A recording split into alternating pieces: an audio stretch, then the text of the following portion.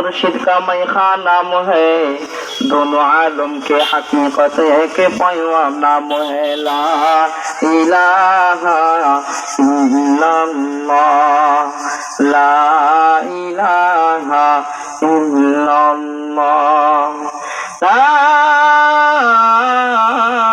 इलाहा इल्लल्लाह, मुहम्मदुर रसूलुल्लाह सल्लल्लाहु अलैहि वसल्लम। আলহামদুলিল্লাহ, আল্লাহ পাক রব্বুল আলামিনের দরবারে লাখো কোটি গুণ শুকরিয়া যে আল্লাহ পাক রব্বুল আলামিন আমাদেরকে দয়া করে, মায়া করে, মুহাব্বত করে এমন একটি দ্বীনি মজলিসের আয়োজন করা হয়েছে।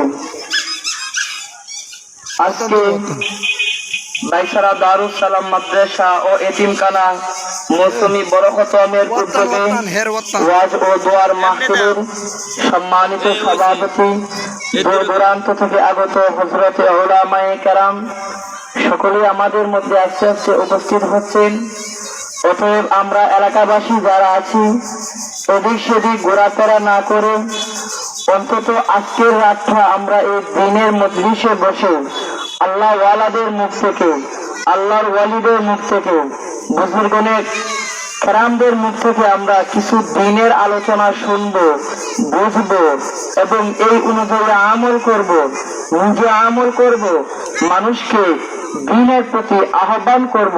তাহলে আল্লাহ পাক রব্বুল আলামিন আমাদের এই দ্বীনের মাহফিলের উসিলায় মানুষকে নাজাতের ফয়সালা করে দিবেন। বলেন না সুবহানাল্লাহ। আসলে মানুষের ভিতরে আল্লাহ পাক রব্বুল আলামিনের ভয়ভীতি নাই। আর আল্লাহ পাক রব্বুল আলামিনের ভয়ভীতি যদি কোনো মুমিনের অন্তরে না থাকে, ওই মুমিনের কলবটা, ওই মুমিনের অন্তরটা, ওই মুমিনের দিলটা কোনোদিন আল্লাহ পাক রব্বুল আলামিনের দ্বীনের দিকে আগাতে চাইবে না। কারণ হলো সাহাবায়ে কেরাম, পয়গম্বরে আরবিরা, যত নবী দুনিয়াতে এসেছেন, যত সাহাবী, ওলি আল্লাহ, গাউস কুতুব যারাই দুনিয়াতে এসেছেন, সবার অন্তরের মধ্যে আল্লাহ সুবহানাহু ওয়া তাআলার ভয় ছিল, মৃত্যুর ভয় ছিল, ফুলসিরাজ, কবর, হাসর, মিজান প্রত্যেকটা গাঁঠির ভয় ছিল। যার কারণে তারা এই ভয় ভীতিতে আল্লাহ পাক রব্বুল আলামিনের ইবাদতের মধ্যে সর্বদা মগ্ন থাকতেন। এই জন্য আমাদেরকেও অন্তত দিনে কমপক্ষে 10 বার 20 বার হলেও যদি মৃত্যুকে স্মরণ করি, অতি ভয় আমাদের অন্তরের মধ্যে অবশ্যই আল্লাহ পাক রব্বুল আলামিনের ভয় ভীতি আসবে। আরে সাহাবায়ে কেরামদের জিন্দেগি, ওলি আল্লাহদের জিন্দেগি যদি আমরা তালাশ করি, তাদের অন্তরে এমন ভয় ছিল, তাদের অন্তরে এমন ভয় ছিল যে ভয়ের কারণে তাদের রাতে ঘুম আসতো না। সর্বদা আল্লাহ পাক রব্বুল আলামিনের কুদরতি সিজদাতে পড়ে থাকতেন এবং মাওলাকে ডাকতেন, আল্লাহ আমার মতো গুনাহগার দুনিয়ার জমিনে নাই, আমাকে তুমি ক্ষমা করে দাও। এত কান্নাকাটির পরেও নিজেকে নিজে কোনোদিন ক্ষমা করতে পারেন নাই। নিজের দেহটাকে সর্বদা বলতেন, এই দেহ তুই এত সুখ দাস কেন? তোর তো সুখ পাওয়ার কথা না, এই দুনিয়া তো সুখে থাকার জিন্দেগি না, এই দুনিয়া হলো পরীক্ষার হল, এই দুনিয়া হলো ইবাদতের জিন্দেগি। আর আল্লাহ পাক রব্বুল আলামিনের প্রত্যেকটা হুকুমকে, নবীর সুন্নতকে, নিজের জীবনকে যদি রাঙাইতে পারি, তাহলেই না তোর সুখ। আল্লাহ পাক রব্বুল আলামিন জান্নাত তোকে পুরস্কার দেবে। এই জন্য সর্বদা সবাই মৃত্যুকে স্মরণ করতেন। আর আল্লাহ ওয়ালাদের চোখ হলো কুদরতি চোখ, আল্লাহ ওয়ালাদের কান হলো কুদরতি কান, আল্লাহ ওয়ালাদের কলব হলো কুদরতি কলব। যেই কলব দিয়ে, যেই কান দিয়ে, যেই চোখ দিয়ে অনেক অনেক অলৌকিক জিনিস দেখতে পেত। হযরতে মালিক ইবনে দিনার রাহমাতুল্লাহি আলাইহি উনি একদিন রাস্তা দিয়ে হাঁটতেছেন। উনি একদিন রাস্তা দিয়ে হাঁটতেছেন, তো দেখে এক কবরের পাশে 2 জন ফেরেশতা জান্নাতি পোশাক পরে বসে আছে। বলেন না সুবহানাল্লাহ। হযরতে মালিক ইবনে দিনার রাহমাতুল্লাহি আলাইহি উনি হলেন আল্লাহ ওয়ালা, ওনার কুদরতি চোখে ফেরেশতাদেরকে দেখতে পেয়েছেন এবং ফেরেশতাদেরকে জিজ্ঞাসা করেন, যে হে ফেরেশতারা তোমরা কোথা থেকে এসেছো? ফেরেশতারা বলেন আমরা আসমান থেকে এসেছি। তো হযরতে মালিক ইবনে দিনার রাহমাতুল্লাহি আলাইহি বলেন তোমরা আসমান থেকে এখানে কিসের জন্য এসেছো? হযরতে মালিক ইবনে দিনার রাহমাতুল্লাহি আলাইহি যখন এই প্রশ্নটা করলেন, দুইজন ফেরেশতা ডাক দিয়া বলেন আল্লাহ পাক রব্বুল আলামিন আমাদেরকে এই এলাকাতে পাঠিয়েছেন। আল্লাহ পাক রব্বুল আলামিন আমাদেরকে এই এলাকাতে পাঠিয়েছেন এই এলাকার জান্নাতি লোকগুলোকে, এই এলাকার জান্নাতি লোকগুলোর নামকে সারিবদ্ধভাবে লিস্টি করব, কোন কোন মুমিন বান্দারা জান্নাতে যাবে। আর ওই জান্নাতি লোকগুলোর নামকে আমরা লিস্টি করতেছি। এই দায়িত্ব আল্লাহ পাক রব্বুল আলামিন আমাদেরকে দিয়ে পাঠিয়েছেন। হযরতে মালিক ইবনে দিনার রাহমাতুল্লাহি আলাইহি ডাক দিয়া বলেন ও ফেরেশতা ভাই একটু তোমাদের খাতার মধ্যে তাকাইয়া দেখো মালিক ইবনে দিনার বলে কোন নাম আছে কিনা। ফেরেশতারা খাতা উল্টাইয়া দেখেন না না মালিক ইবনে দিনারের কোনো নাম নাই। ওই কথা যখন শুনলো মালিক ইবনে দিনার রাহমাতুল্লাহি আলাইহি সঙ্গে সঙ্গে বেহুশ হয়ে গেলেন। যখন শুনেছেন তার নাম জান্নাতি খাতার মধ্যে নাই সঙ্গে সঙ্গে বেহুশ হয়ে গেলেন। আবার যখন ফুস ফিরলেন ফেরেশতাদেরকে বলতেছেন ও ফেরেশতা ভাই আমার নাম জান্নাতি লিস্টের মধ্যে নাই, এটা কি হয়েছে?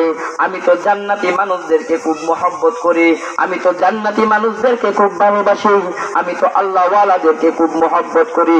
আমার নামটা জান্নাতি হিসাবে না থাকলেও জান্নাতীদের খাদেম হিসাবে আমার নামটা ওঠায় নাও। এই কথা যখন বললো ফেরেশতারা কোনো উত্তর না দিয়ে সঙ্গে সঙ্গে উদাও হয়ে গেলেন। আরে মালিক ইবনে দিনার রাহমাতুল্লাহি আলাইহি অন্তরের মধ্যে ছিলেন আল্লাহ পাক রব্বুল আলামিনের ভয়। তার নামটা জান্নাতের খাতায় না তার নামটা জাহান্নামের খাতায়, এই ভয় বেঁচে থাকার কারণে আল্লাহ পাক রব্বুল আলামিন তাদেরকে সুসংবাদ দিয়ে কবরে নিয়েছেন। হযরত আবু বকর রাহমাতুল্লাহি হযরত আবু বকর রাদিয়াল্লাহু তাআলা আনহুর অন্তরের মধ্যে ভয় ছিলেন তার নামটা জান্নাতের খাতায় না জাহান্নামের খাতায়। ওমর আকবর রাদিয়াল্লাহু তাআলা আনহুর অন্তরের মধ্যে ভয় ছিলেন তার নামটা জান্নাতের খাতায় না তার নামটা মুনাফিকদের খাতায়। পয়গম্বর আরবি যখন হুযায়ফার নিকট মুনাফিকদের লিস্ট দেয়, হযরতে ওমর হুযায়ফার নিকট বারবার গিয়ে জিজ্ঞাসা করেন ও হুযায়ফা পয়গম্বর আরবি যে আপনার নিকটে মুনাফিকদের লিস্ট দিয়েছেন ওই লিস্টের মধ্যে আমি ওমরের নাম আছে কিনা? হুযায়ফা ডাক দিয়া কই ওমর আল্লাহর নবী আমার কাছে এটা আমানত রেখেছেন, এই আমানতের খেয়ানত করা যাবে না, কার নাম আসে নাই সেটা দেখানো যাবে না, বলা যাবে না। হুযায়ফা বলে না হযরতে ওমরের টেনশন। হুযায়ফা বলে না নিশ্চয়ই আমার নামটা মুনাফিকদের লিস্টের মধ্যে আছে। হযরতে ওমরের অন্তরে ভয় কানা দানা নাই। একদিন গভীর রাতে কনকনে বৃষ্টির মধ্যে হুযায়ফার ঘরের সামনে গিয়ে ডাকতেছেন হুযায়ফা। হুযায়ফা বলে কে? হযরতে ওমর রাদিয়াল্লাহু তাআলা আনহু বলেন আমি ওমর। হযরত ওমর আপনি এত রাতে আমার ঘরের সামনে কি ব্যাপার কি ব্যাপার? কনকনে বৃষ্টির মধ্যে হযরত ওমর ডাক দিয়া বলেন ও হুযায়ফা আমি ওমর যদি দুনিয়া হইতে বিদায় হয়ে যাই, আমার ওমরের যদি আজকে ইন্তেকাল হয়ে যায়, আমি যদি মরে যাই, আমাকে যখন কাফনের কাপড় পরে জানাজার নামাজের জন্য নিয়ে যাবে, তুমি হুযায়ফাকে আমার জানাজায় অংশগ্রহণ করবা। হুযায়ফা ডাক দিয়া বলেন হযরত ওমর আপনি কি বলেন কি বলেন? আল্লাহর নবী তো বলেছেন পয়গম্বর আরবির পরে আল্লাহ পাক রব্বুল আলামিন যদি কোনো নবী পাঠাইতেন তো আপনাকেই নবী বানাইয়া পাঠাইতেন। আপনার জানাজায় অংশগ্রহণ করব না তো আমি হুযায়ফা কার জানাজায় অংশগ্রহণ করব? হযরত ওমর ডাক দিয়া বলেন হুযায়ফা আমার বিশ্বাস হয়ে গেছে, আমার অন্তরের মধ্যে বিশ্বাস স্থাপিত হয়ে গিয়েছে, কারণ তুমি হুযায়ফা কোন মুনাফিকদের জানাজায় অংশগ্রহণ করো না, তুমি হুযায়ফা কোন বেঈমানদের জানাজায় অংশগ্রহণ করো না, তুমি যেহেতু বলেছো আমি ওমরের জানাজার মধ্যে তুমি হুযায়ফা অংশগ্রহণ করবা, তার মানে আমার এতটুকু বিশ্বাস তোমার কাছে পয়গম্বর আরবি যে মুনাফিকদের লিস্ট দিয়েছেন ওই মুনাফিকদের লিস্টের মধ্যে আমি ওমরের নাম নাই।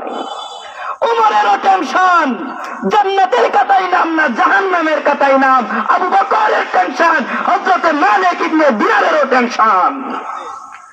আপনি আমি কি নিয়ে টেনশন করি?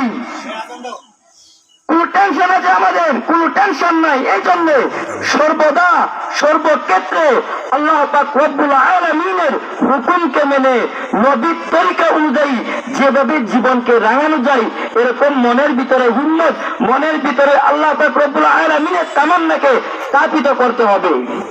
আল্লাহ পাক রব্বুল আলামিন আমাদেরকে সারা বিশ্বের উম্মাহকে আল্লাহ পাক রব্বুল আলামিনের দ্বীনকে মেনে বুঝে আমল করে এই দ্বীনের উপরে মানুষকে দাওয়াত দেওয়ার তৌফিক দান করেন। সবাই বলেন আমিন। ওয়া আখিরু দাওয়ানা আলহামদুলিল্লাহি রাব্বিল আলামিন।